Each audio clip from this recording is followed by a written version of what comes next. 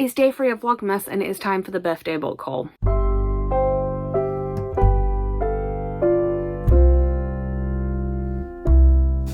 Hi everyone, my name's Chloe, welcome back to my channel. Thank you for being here today. Today's video is a Vlogmas video. We are on day number 3. I am going to be posting a new video every day of December, up to and including Christmas Day. Now this is going to be a mixture of theatrical and bookish content.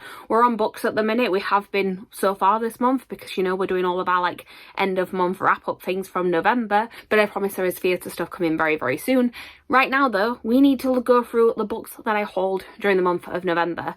November was my birthday month. I didn't do like a separate video of a birthday haul. One, because I feel awkward doing that, but I thought I'd do a haul anyway, so I'm just going to put it all in one video. I am going to separate it by things that I bought myself and then things that I got as gifts, and I will make sure to thank everybody who was nice enough to send me a gift for my birthday.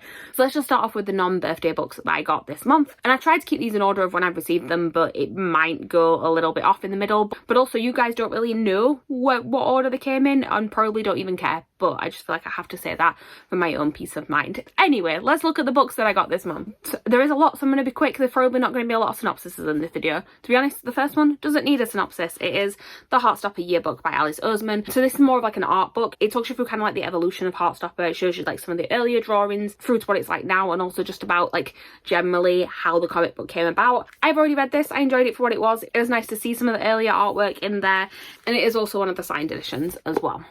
So I'm going to move on to a book that I'm not entirely sure if I'm going to keep, but it came in a subscription box and I forgot to skip this month. It is the adult fairy loot book for October, I think it was. I think it just came late. And that is Poster Girl by Veronica Roth. Veronica Roth wrote the Divergent series, which I did enjoy. I wasn't as angry with the ending as some people were.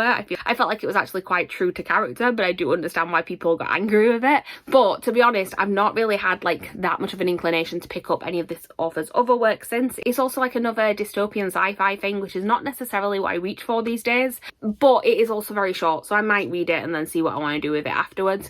But I wasn't massively in love with this version of the book either. So I believe it's got a different colour scheme than what the original cover has, but it is like the original artwork.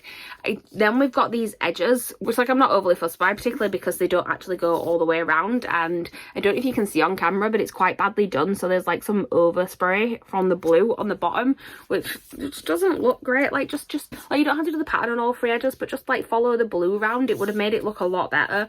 And then we've got end papers, which seems to be a diagram of an eyeball, and the embossing on the front that says what's right is right. Like I said, I'm not overly like excited about this book or this edition, but I forgot to skip it, so it's there. Luckily, the Illumicrate book that I received this month, I was actually excited for, and I do like this edition, and that book is The Whispering Dark by Kelly Andrew. I have heard very good things about this, mostly from Meg, because she got an ARC of it, and I believe she's actually already rereading it. Like, she read the ARC, and she's rereading the physical copy now. She has it, and this is a cover. I'm just going to show it you closer up, because I don't think you can see the skulls in those flowers. Again, I think this is the original cover, but just with a different colour scheme. We then have got some lovely floral edges, and look, they've done what you should have done and just carried on the colour around just to like finish it off. Anyway, I'm not bitter about the Fairy Loot one at all. We've got some artwork on the end papers, some pretty embossing underneath, and then we do also have a reversible dust jacket, and it is actually a reversible dust jacket as well, like, because sometimes it's just artwork, sometimes it's ones that you can actually turn around and use as a different cover if you wanted to, and that is definitely what this one is. And it is signed. Like I said, I'm not going to give you a synopsis at the minute. To be honest, I don't want to know too much about this one. I just know that what I have heard about it I'm intrigued by, but I don't want to look too much further into it. So I'm not going to read you the synopsis, I'm just going to move on. The next two I could give you a synopsis without actually trying though, because this is a special edition set of Casey McQuiston books. These are from Illumicrate, so we've got Red, White and Royal Blue, and we've got One Last Stop. I am a little bit annoyed that I haven't got a matching edition of Ike Shara Wheeler, but I do understand because these are the adult books. Ike Shara Wheeler is YA, and obviously those are published different because of for different age ranges, but it would be nice to have a complete set on my shelf. But anyway, I am happy with these. So we've got these very sort of holographic looking covers. On the back of Red, White and Royal Blue, it says true love isn't always diplomatic. And then on the back of One Last Stop, it says sometimes love stops you in your tracks. And then we've got this absolutely gorgeous end paper artwork of Henry and Alex from a very important moment in the book. As soon as I opened it, I'm like, I know what that scene is, and I'm very, very excited about it. We then have got Henry and Alex on the front as well. And I forgot to mention that the sprayed edges carry on as well. I do actually this is an excuse to show you that these are like red, white and blue stars, because obviously it's very fitting for red, white and royal blue. And then for one last stop, we have got August and Jane, and then August and Jane on the front again. I know there were some issues with the designs for these originally. They have changed the design of both these characters. I do appreciate that they did change the artwork in order to reflect the characters more accurately. Also, sprayed edges. So on this one, you can see you've got the Q on there. So it's all about the subway train that they meet on, which I just think, again, which I just think are like really nice little touches that they actually match the theme of the book. Next book that I got is a Waterstone special edition of a new short story collection by Rainbow Rowell. It's called Scattered Showers. So this features a bunch of short stories, some of which have already been published before. Some of them have only come out on audiobooks. This is a bind up of those ones, but also it's got some new stories, some with completely new characters and some with characters that we know and love. There's a Christmas story with Simon and Baz from Carry On, and I'm so excited to read it. I am going to try and read this in the month of December, because I think most of these stories are set like during the later part of the year, so I think it's the perfect time to read it. I know that the fangirl story in here about Reagan is set during Thanksgiving. I actually don't think I'm going to reread that one though, because it is set during Thanksgiving 2020 and it is very much set during Thanksgiving 2020, and I just found it really uncomfortable to read the first time I did, and I don't think I'm far enough removed away from it yet to actually read it again. But I'm very, very happy I have this. So this is a Waterstones exclusive edition. I believe this is a darker colour than the regular one, but also we've got the rainbow sprayed edges and I love them so much. It is also signed, and let me find you some of the artwork. And there is artwork all the way through as well. This is in all the standard editions as well, but like this is the Simon Snow story. It's Snow for Christmas. So excited to read this one hopefully in the next month. Then there was a day in the month where I just had like a really rubbish day, like things just kept going wrong at work, and then I ended up having to like walk part of the way home because the bus wasn't due, and it was trucking it down with rain, and I was like walking through this tunnel thing to get to my house, and 3 cars coming down managed to avoid this giant puddle in the road, but one of them decided to drive straight into it and just splash me from head to toe. Got home and was like just feeling very like out of it and panicky and not the best, and then had to like go straight back into work, and it was just like a really, really rubbish day. And I voice noted Meg and was like, I need to rant to somebody, just ignore this, I just needed to get it out of my system. And then the next day I got a book with a gift note that says, bad day, no problem, have a Christmas romance to make you feel better, from Meg. So thank you very much for this. I've included this in this section because although it was a gift, it wasn't a birthday present, but thank you to Meg for gifting me this one. It is Just Like Magic by Sarah Hogel. This is also just part of Meg's master plan to make me read all the Sarah Hogel books. She finally got me to read You Deserve Each Other in November. I actually really, really enjoyed it. I'm glad that she's now provided this one, because obviously it's a perfect time of year to read it, and again will hopefully be on my TBR this month. Then we've got another book subscription box. This one is the Fairy Loot adult book for November, and it is A Diary of Blood by S.T. Gibson. I read an arc of this one earlier on in the year and really, really loved it, and when they did like the theme spoilers for the Fairy Loot book for this month, I was so excited because I was like, it's definitely got to be this, especially when they released like the name of the theme and the artwork, because it had like the double O thing in there, and I was like, it's definitely that book. I'm very, very excited. I actually don't love this cover because it had a different cover when it was indie pubbed, and then when it's been picked up by a traditional publisher they've changed it. I don't love like this part of the cover, but I do like it more with the red than the standard one that is just black all the way around, and also I love all the other parts of it. So we've got the sprayed stenciled edges, which this time does go all the way around. Thank you, Fairy Loot. We've got artwork on the end papers, and then on that side as well, you see that. And then this is the naked hardcover, and I really, really love how that looks. So it's really dark, so I don't think it shows up necessarily the best on camera, but it's very, very pretty. So I'm happy to have a nice copy of one of my favourite books I've read this year. The next one that I got is the most like ridiculous book that I bought this month, because this in the shop was displayed in a glass cabinet. I was in London with Meg for a birthday trip, and we went into Waterstones Piccadilly, and I had pre-ordered this book and then it had not been sent for a while, and I ended up cancelling the pre-order. And when we went in, they still had signed copies of this left from when this author did a signing a few weeks ago that I couldn't go to, and it was like said displayed in a glass cabinet. So when I say we, I mean Meg, because I am bad at talking to people. Meg asked if they had any other copies, or if we could get the one from the cabinet, and they went down and got it. And apparently they did have a stash of copies downstairs, but the reason they weren't on display is that they actually come in a box, like This is a full cardboard box to protect this. And they brought 2 up so that I could check and see that it was in good condition, because it's not a cheap version of this book. It's more than you would normally pay in Waterstones. But it is the illustrated edition of Empire of the Vampire. Now I know actually all Empire of the Vampire is illustrated, but this is the full colour illustration version. So we've got the crest on the front as per usual. We've got the De Leon crest. It says Empire of the Vampire on the side. On the back it says 1 day as a lion, it's worth 10,000 as a lamb. And then the exciting things, so it's full color all the way through, like even without the illustrations, like you've got red writing in parts of it as well.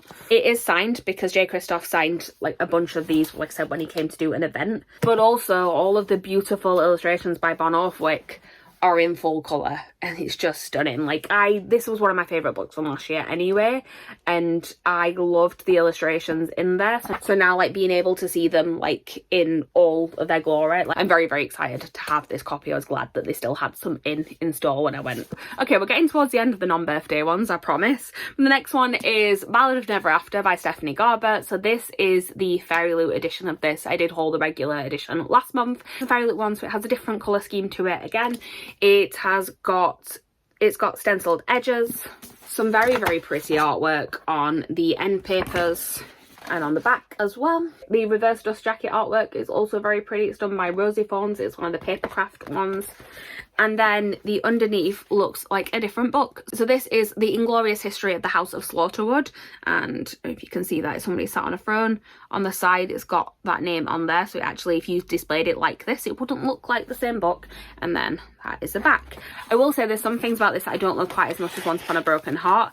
Like, I prefer the colour scheme of this one, because Once Upon a Broken Heart is very, very pink. But like the naked hardcover on Once Upon a Broken Heart is nicer, because it's prettier. It's a Archer and the Fox thing.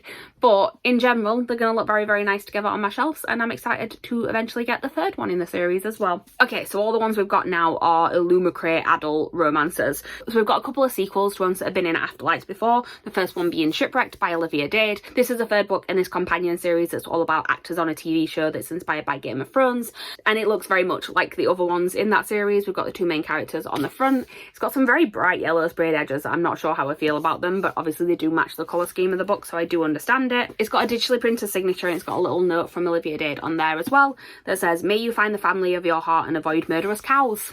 No idea what that's supposed to mean, but okay. And yeah, that is that one. And then 2 more that have actually arrived today when I'm filming this. So the first one being Astrid Parker Doesn't Fail, which is the sequel to Delilah Green Doesn't Care. Well, companion sequel to Delilah Green Doesn't Care.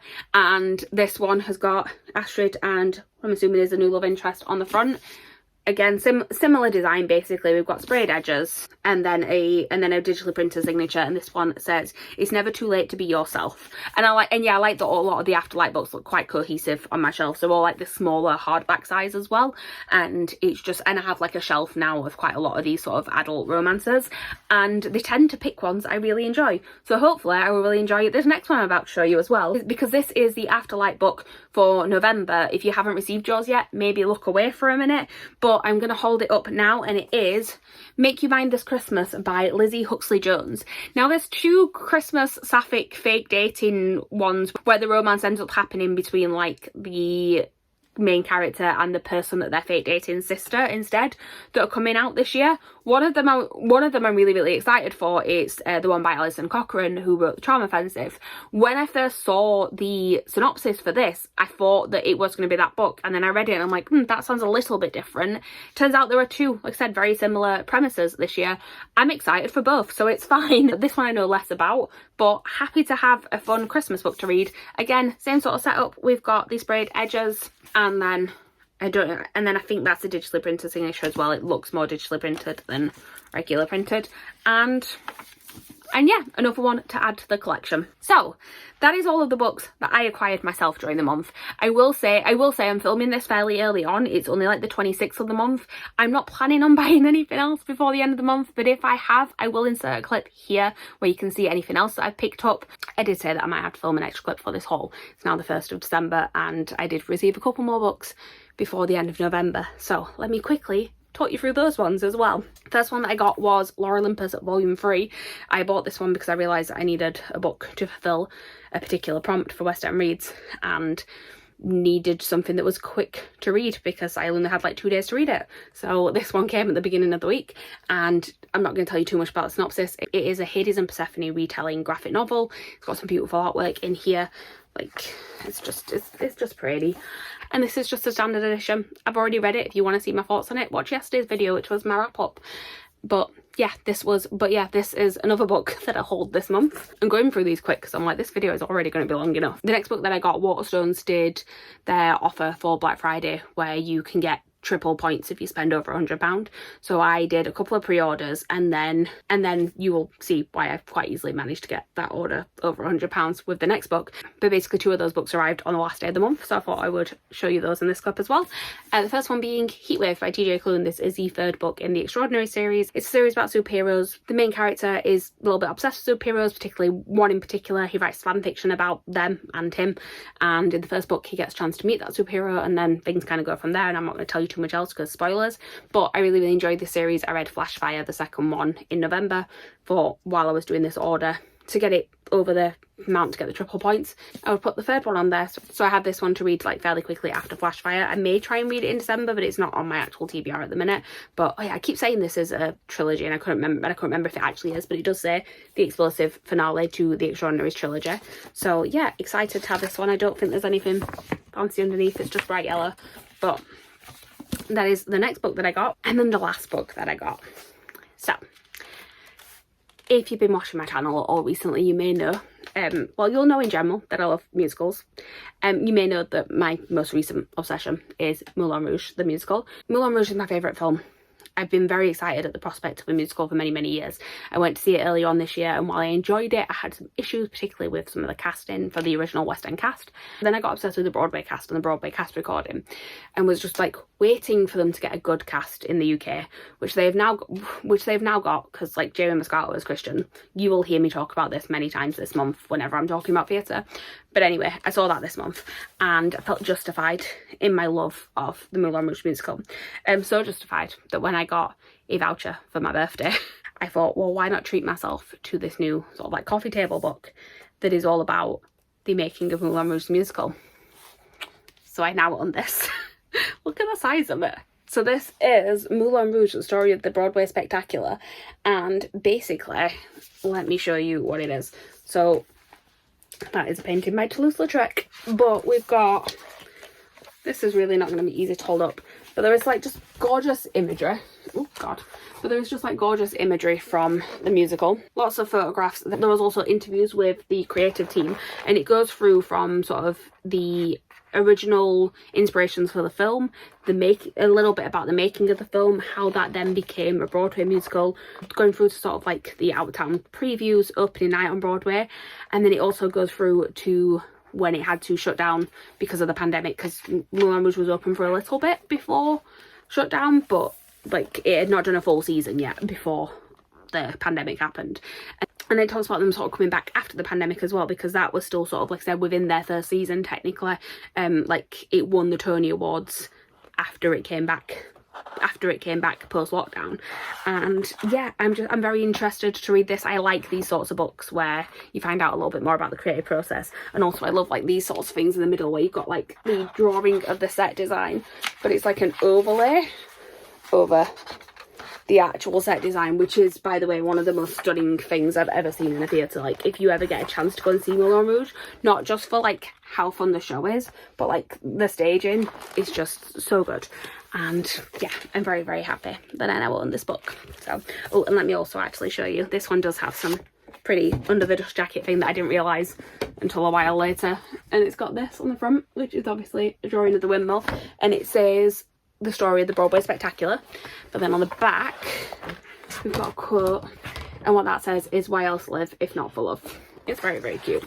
So yeah, looking forward to just spending an evening sort of pouring through this. I have already gone through and looked at a lot of photographs because they're pretty, but I'm excited to go through and actually read it as well.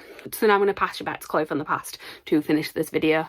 But fingers crossed I haven't, because I've already got quite a stack, and I haven't even started showing you the birthday ones yet. So let's move on to those, shall we? So we're going to start off with things I got from my family. This was a gift from my mum and dad, and it is the Mistborn trilogy. It's Mistborn era. So it's Mistborn Era 1 by Brandon Sanderson. So within this, we have got The Final Empire, The Well of Ascension, and The Hero of Ages. I could not see what it said there as it was like underneath the sticker, but I saw this in the works a while ago, and I like casually hinted to my mum that I wanted it because I had said that once I finished Robin Hobb, I wanted to move on to Brandon Sanderson, and my mum very, very kindly went back and picked it up for me. So now I can do that, and I am possibly considering this to be like the first thing I read next year, because I've had a history for the last 2 years of reading a trilogy as like a binge reading a trilogy as my first reads of the year, and they've both ended up being like favorite series. So I'm hoping I can kind of recreate that with this, but we will see. And then I just want to show this as well, that also from my mum and dad. It's not actually a book, but it's very much book related. It's actually a handbag, but it looks like a book. This is my new Great Gatsby handbag. So this is the front of it. It looks like that going round. That's the side of it, and then yeah, it's a little handbag, which I just thought was really, really cute, so I wanted to show it you.